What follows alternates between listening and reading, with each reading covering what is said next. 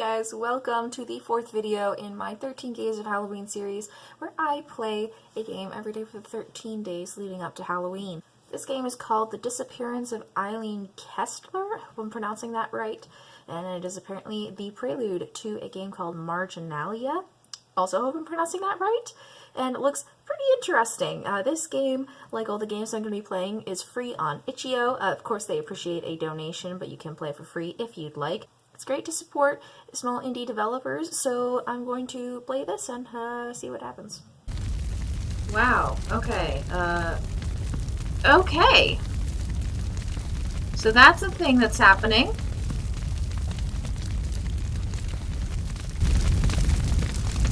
Can I get a little closer? Perhaps inside of the house?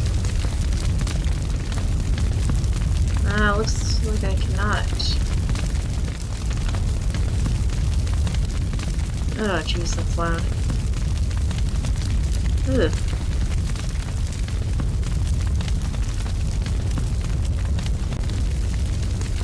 Creepy.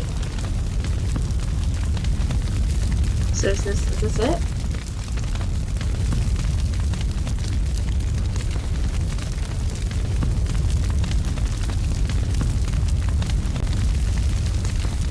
I'm just gonna walk into the woods and see what happens.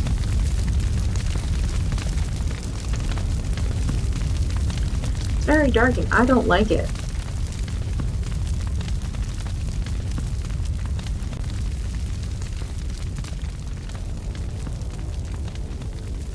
I grew up on the ocean's edge, and when a storm came, I would sit on the rocky shore and watch the wind blow foam onto the crags. My father warned me that it was dangerous, and my mother chastised me each time, but I couldn't help but be fascinated by the tortured water. That was years ago, but the darkness in the valley tends to bring things close. It squeezes the mind and saps the body of strength. I've been racked by illness, chilled by driving winds, and crushed under the weight of loss. And still somehow I remain here, compressed. There's a part of me that thought I could gain so much. I thought that I could trade one thing for another like a commodity, like a neighborly exchange, but this was theft. And I'm left here. Everything given, nothing gained.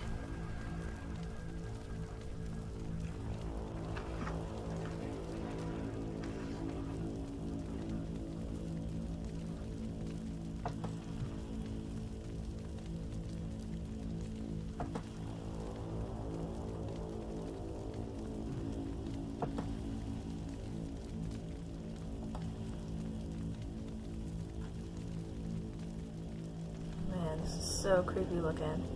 Ooh, I like the sky. I feel like the higher I turn my brightness, the less I can see. It's so fucking weird.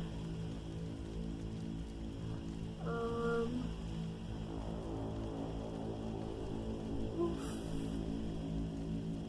Not a fan of this one bit. One man, strong in the Lord. One woman, strong in her conviction. One father made brittle by age. 3 sons descending in order, ascendant in intelligence, bravery, skill. 2 daughters, equal in age, caring, brave, confident. 1 dog, mangy, wary. 2 cows who low into the hills every night. Bushels of grain, bags of seed. Pans and sackcloth for clothes, for beds, for bargaining. 1 moon to watch over all, 1 pack to guide the will of each, 1 sovereign, 1 betrayed, all given in time and with great vigor. Creepy.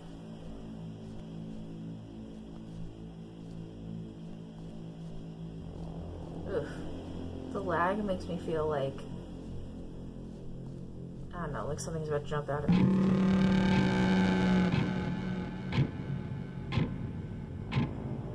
I'm not touching anything.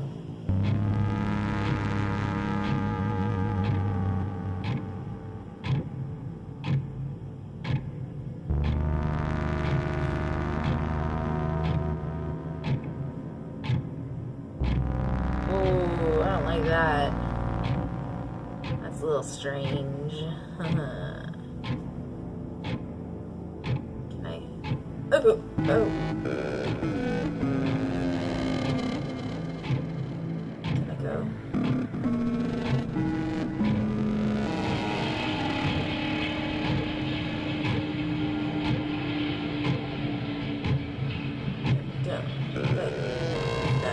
Oh god.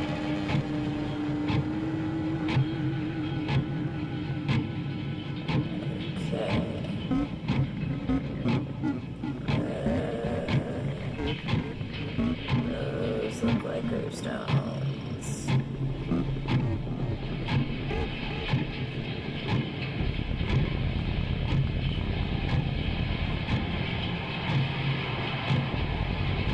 Where do I go? What do I do? Not just one. Oh my god. Oh my god. What? What?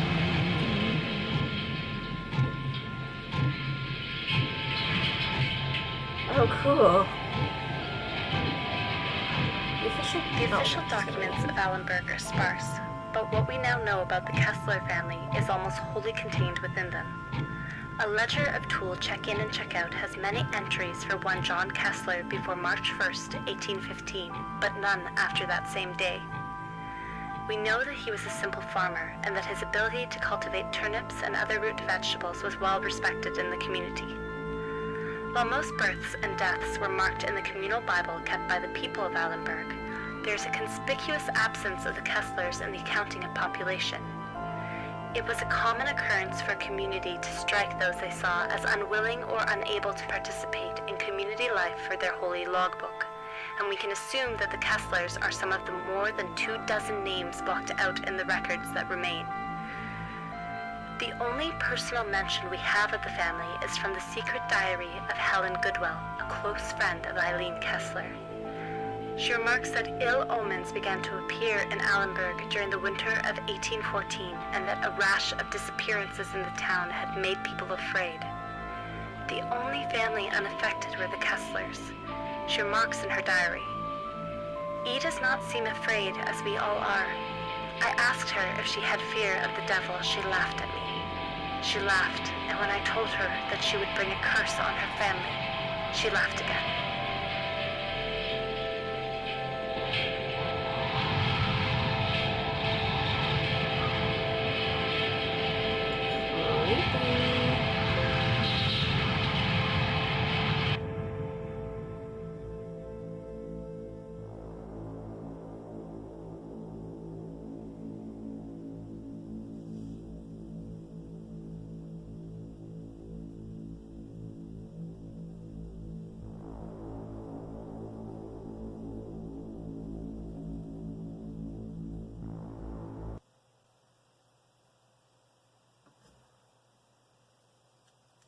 Okay, it just like closed itself.